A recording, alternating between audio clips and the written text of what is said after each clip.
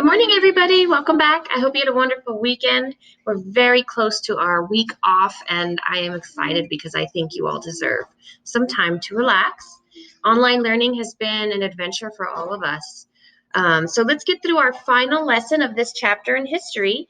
We do have our 9 weeks test this week on Wednesday and Thursday. So we're going to be reviewing for that today and tomorrow. So remember, we are in era to the American Revolution. Change has arrived.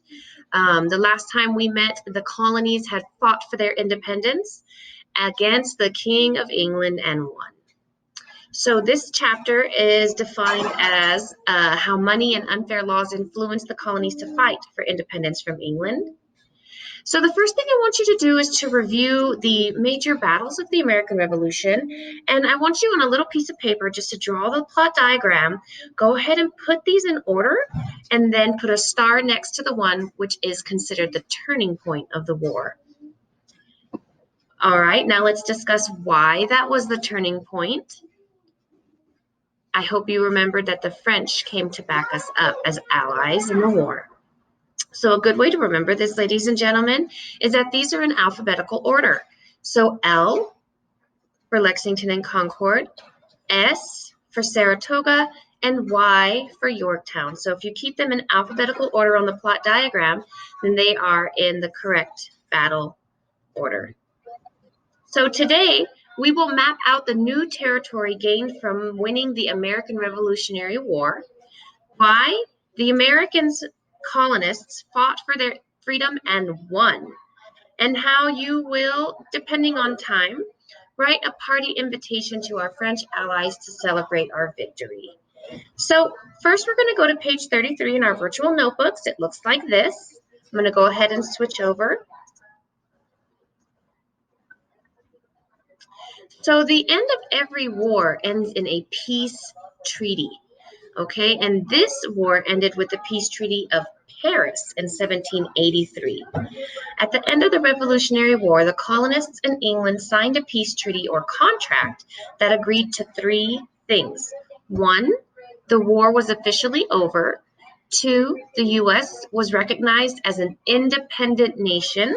And three, the U.S. territory was now going to expand west to the Mississippi River. This contract is called the Treaty of Paris. So you're going to reread in the text and type in the three things the Paris Treaty did. And you can see here on this map, this territory gained is very, very large. Our new border is the Mississippi River, okay?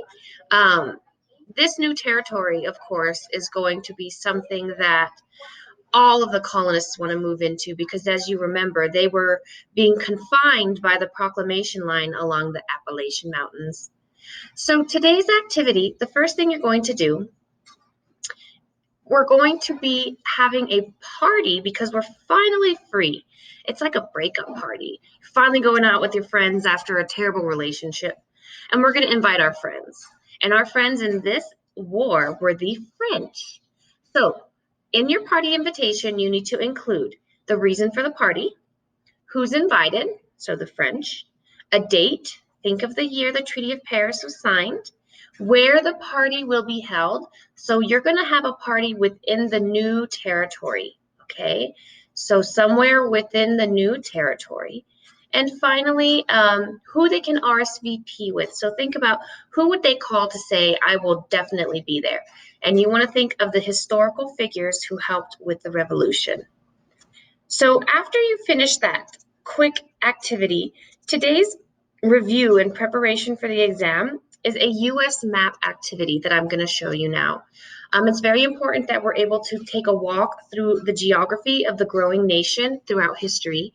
There are 9 things that you need to put on your map.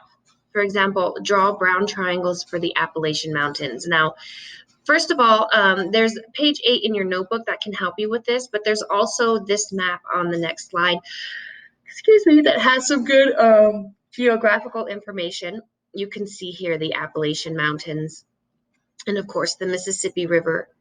So you have your blank map here, and then you have a completed map here.